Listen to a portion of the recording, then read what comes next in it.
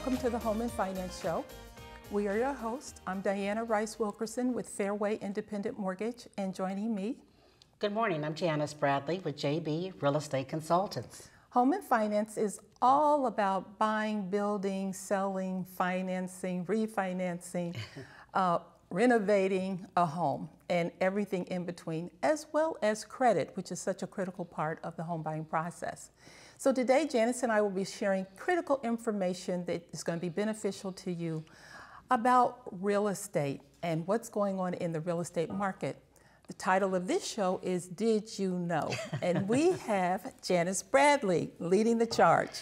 Hi, Diana, and hi, listening audience. Yeah, I just thought maybe it'd be kind of fun just to kind of go through, did you know some of these things, you know, that affects the selling and buying, but just information I think that you'll be, it's just good to know. Good to know. So like one of the things would be, so let's talk about the family tradition. You know, kids are more likely to own a home when they live with their parents who own a home. Did you know that it's 3 times as much that they were actually, where they would buy a home, nearly 3 times as much. And I really think that's interesting. Yeah, very interesting, because this is what they know. Right. They're kind of repeating what they know. Makes sense? Yeah, and in some cases, now Diane, I think your parents owned a home, correct? Yes, they did. All right. Yes, they did. We rented for a very long time, and then was renting a home that the seller decided to sell. Okay. And so the owner decided to sell, and so we were able to buy that home. And actually, my parents did not own a home, but my generation, well, all my brothers and sisters, we all own a home, and our children all own a home. So, you know, we find that very, very interesting. So, you know, some of the information, listen to this, Diana. Women's ownership rate was up 62% in 2019, up from 51% in 1990. That's excellent. So yeah, that's interesting. I thought that was really interesting. And of course, most single women are household. However, women still make less than men. And you see that every day. That's interesting, and you too. see that every day. Yes. So, you know, Diana, I do the selling, you do the financing, but I know you find that really true about most single women buying. That's right. Okay. Well, most borrowers, even if they have partners or they're, you know, married, most of my borrowers are single or come on the application in their females in their name only. Can't quite get that out right. And many are single parents. And I think that part of it for them is, I mean, they're experiencing the rent. They are wanting to get control of that, which owning a home is the very best way. And then, of course, all the other good things about, you know, making sure that everybody has ample space and they can paint the walls the color they want and the yard they want for their kids or whatever. Yeah, and single women, again, with children, they really take a different posture. You know, there's no doubt about it. So, also, how long does the average person stay in a house? Now, that's a good question. Okay. So what they're saying is that, now this is especially, I thought this was a little interesting, those who make a little less, as far as earnings and things of this nature, they're usually in their house for like around 16 years. Yes. Okay. But 42% of homeowners have lived in their homes. The other part that, you know, more affordable or what have you is usually less than 10 years. So, how many homes do you think people might own in their time frame owning a house? How many homes would you say? Oh, I'm going to say 2 to 3. 3 probably would be the max. You cheated. Did I? Yes, you are absolutely right. Yes, that's true. Okay. That's true. And I think you see it also because people come back to you, you know, for buying another house and the same thing. My children have owned 2 houses each. I owned 1. Now, and there was a reason for that too. I tell you, we moved. Our family moved quite a bit, you know, as we were growing up. So I just stayed put. And my husband, the same thing. You know, he came from a large family of 10. So we decided, you know, that we were going to buy a house that afforded our children to be able to grow up in it. So it was one particular time. Yes. What also we were talking about, did you know that buyers 36 years and younger make it up for the largest generation of home buyers? That makes sense too. Okay. Yeah, I see a lot of that. A lot of my buyers are in that late 20s to mid 40s range. And so, yeah, I see a lot of that. That's impressive. It is, and they were first home buyers, followed by buyers from 37 to 51 years old is about 26%. Okay. Yeah. So that age group. According to the National Association of Realtors, in 2021, millennials became the dominant home, just exactly what you're saying, home buyer generation in 2020. They were purchasing 38% of homes sold during the largest residential and commercial in this recent history. I think a lot of it too is like they understood quicker, faster in their life than us, many of us, that renting, while it was good that you were able to pay your rent and have a nice place to rent, it still wasn't gaining you any equity. It They really were wasn't. over it quicker. They were over it quicker. They understood I'm just paying this out and I'm not getting anything for it. You know, so kudos to them. Do you think it's also because of they're making more money, a higher income, so they really can, they know that they can afford more? I do. You know, I think something that of goes nature? into it as exactly. Yes, Okay. ma'am. All righty. So also they want to talk about first-time buyers, as we said, made up 34%, and which was an increase from 31%. We also said around 33 years old was the typical first home buyer. 11% of home buyers purchase a multi-generation home to take care of aging parents. And also studies are showing, listen to this, children over 18 have actually come back home. Absolutely, they have. And is actually talking about to save money. Yes. You know, to, yeah. you know, to the save. thing is, I don't think they move back out though. I think I'm hearing a lot of that. I mean, That's actually, true. I think the parents are looking to sell those homes and downsize, maybe only get 1 or 2 bedrooms, you know, and those are for the grandkids. Okay. Yeah, and actually, you know, that's true. I think it used to catch me off guard when it would be a first home buyer, it would a grandparent, because they wanted their grandparent, their grandkids to stay with them. You know what, Janice, and that is true. And wait a minute, before I forget, Okay. especially if their grandchildren lived out of town. Yes. And when they came home, they wanted that house for them, you know, that room. I loved it. I loved it. And on the financing side, I've encountered those conversations because people maybe in their late 50s, early 60s, it's like they're buying a house. They want a house. It's not like they want a condo, right? And it's like they do want all of this space and bedrooms because of the very thing you said. I've got grandkids and some parents, especially the mothers, they just want a space for their kids in case anybody needs to come back home.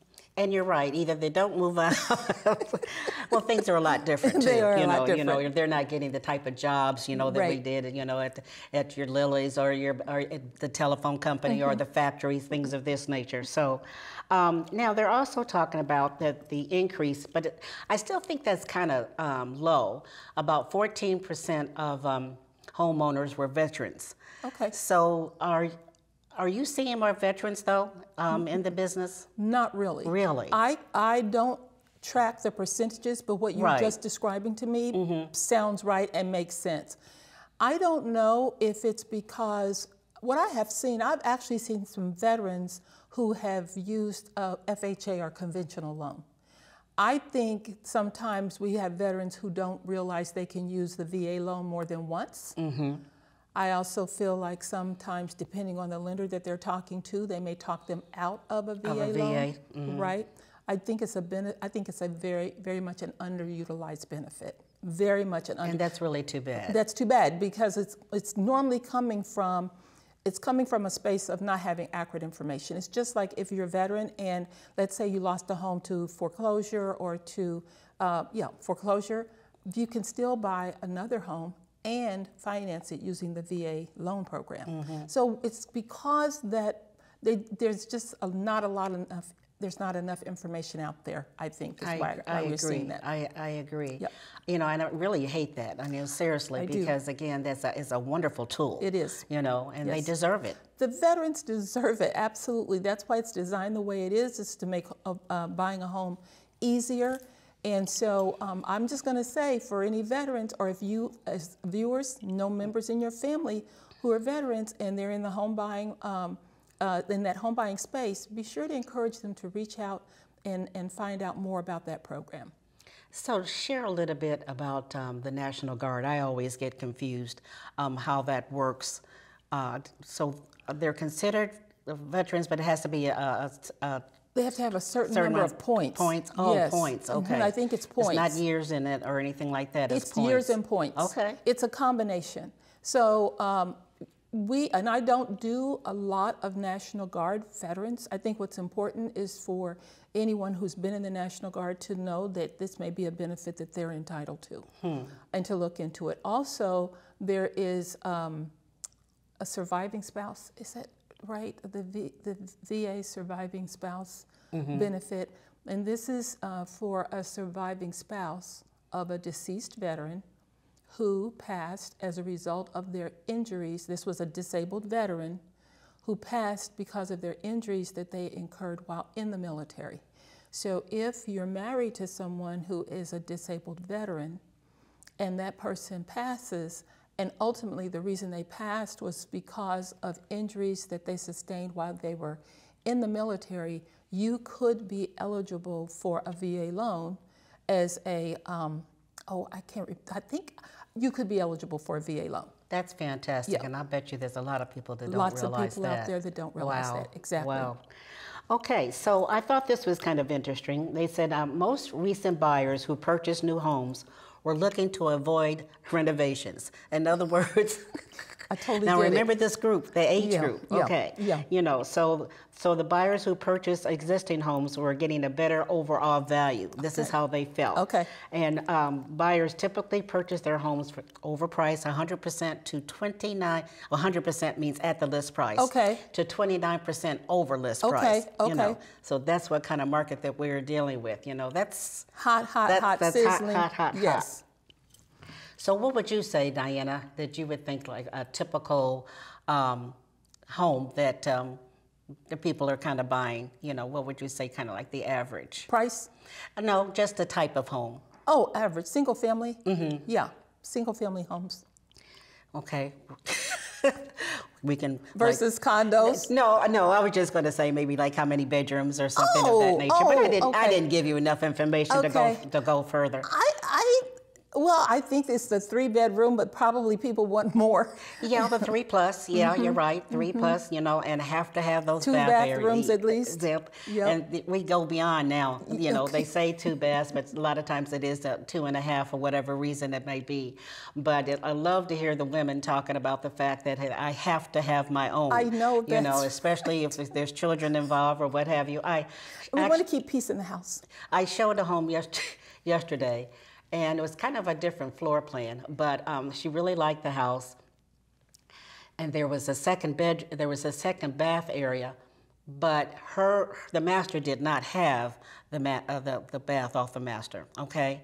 Which was very, very important to her because she has two boys. Mm-hmm. But the way the floor plan was, she had already decided from the pictures that she saw, if she liked this house, that she was going to build a wall, okay? So what happened, here's the bedroom, okay, and then the bath area was right here. Okay. So then you have like a hallway. Right. So in her mind, okay, to have her privacy, she was shutting that off. Yeah. I'm with her 100%. And so what we're also finding out, that people are also buying homes kind of close to, you know, relatives or, you know, or friends. Think that that's very, very important.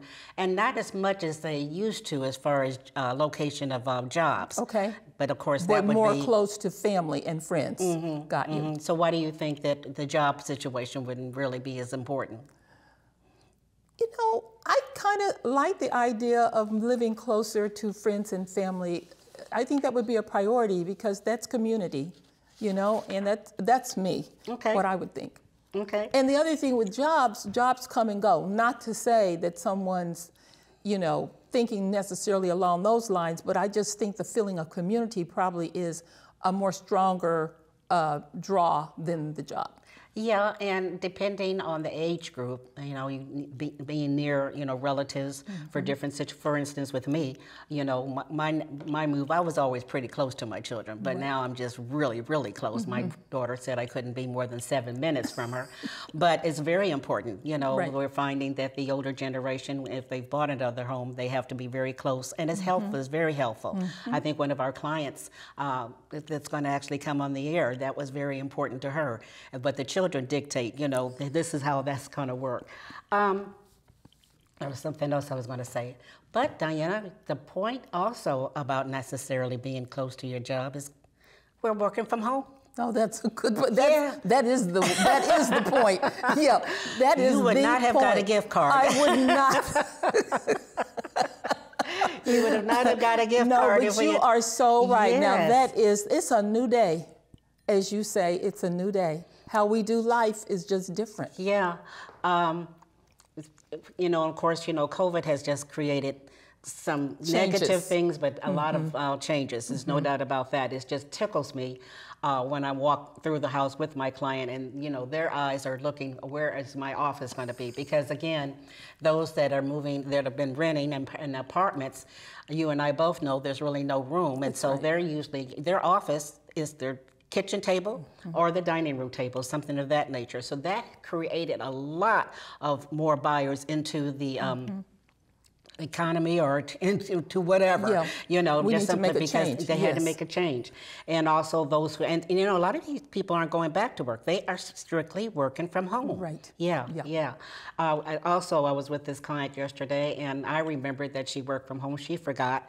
But the way when we went upstairs, there was a loft area, but there was just this little space. And she says, I can do this, I can do that. I said, well, why wouldn't that be your office? She says, that would be my office. You know, so she says, well, do I really want to come up the stairs? And I said, well, it gives you some privacy, you know, and what have you. But again, yes, that's going to be very, very important. One of the other things is that, and we kind of know that though, but when people are first starting to look at homes, it says that research says that 40% of them, their first step was looking online.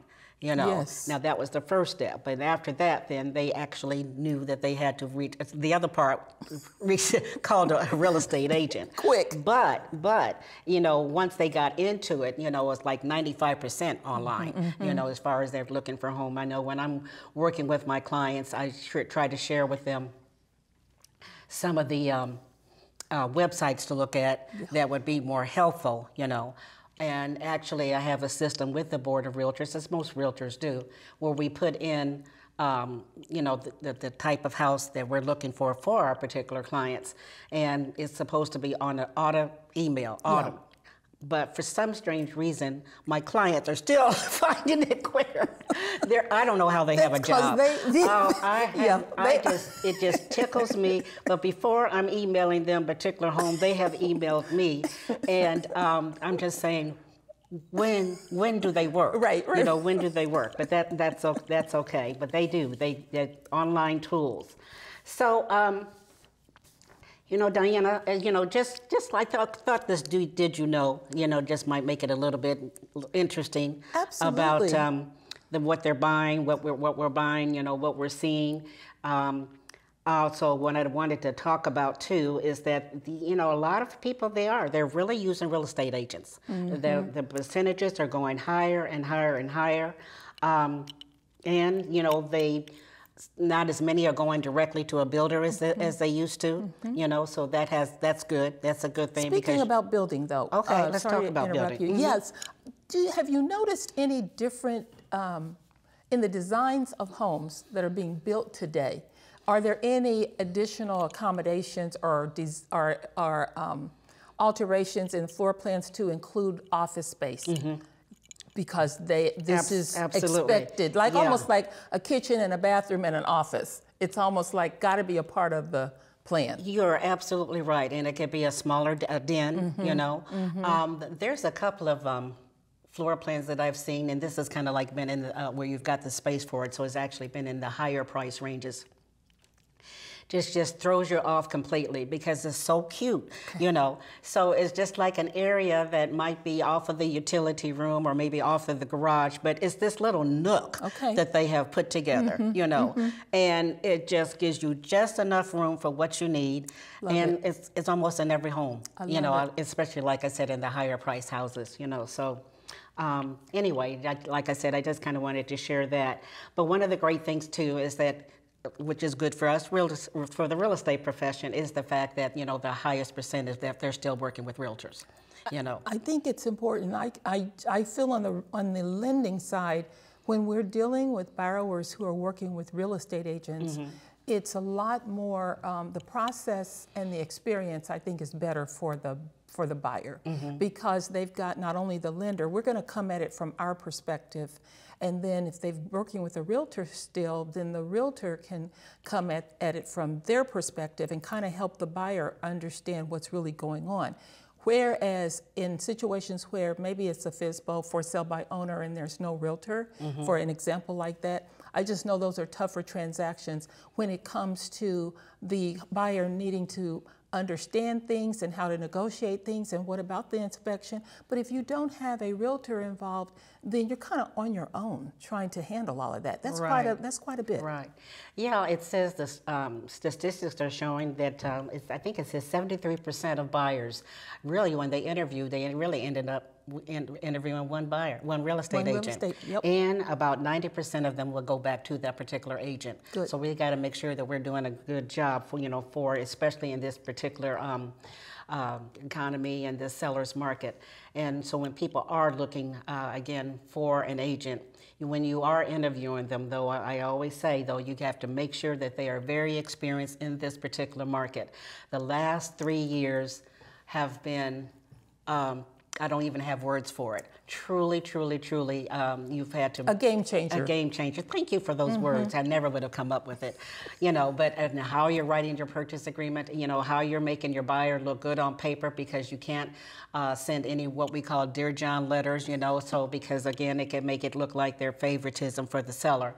So everything is just, you know, cut and dried. So, you know, what can you do for me? Right. You know, you can bring me the best possible offer, which let's talk about that for a minute. You know, you were talking in the last, excuse me, got caught here, my sleeve.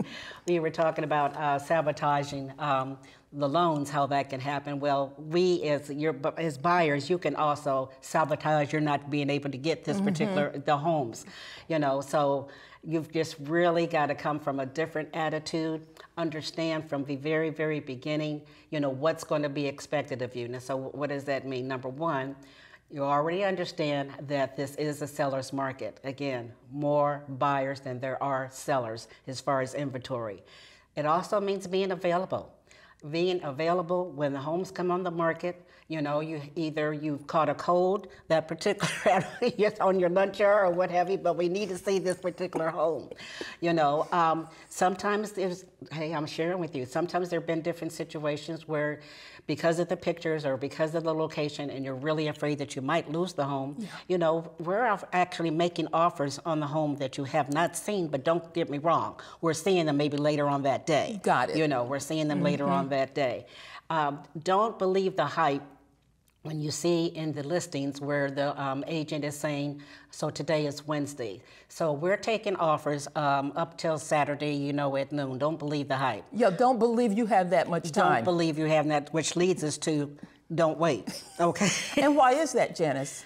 Why is that? Yes. Because, again, let me just kind of share something with you, a little bit of the strategy that is used with a lot of agents, okay? So let's say the homes normally in that particular area might sell for $210,000, okay?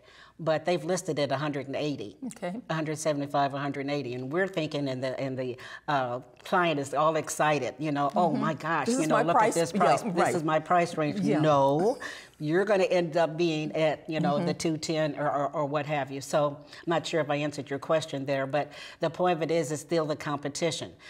For instance, the agent. Well, and then what you had explained to me was, even though they have that date, yes, they are looking at offers that are coming in. Absolutely.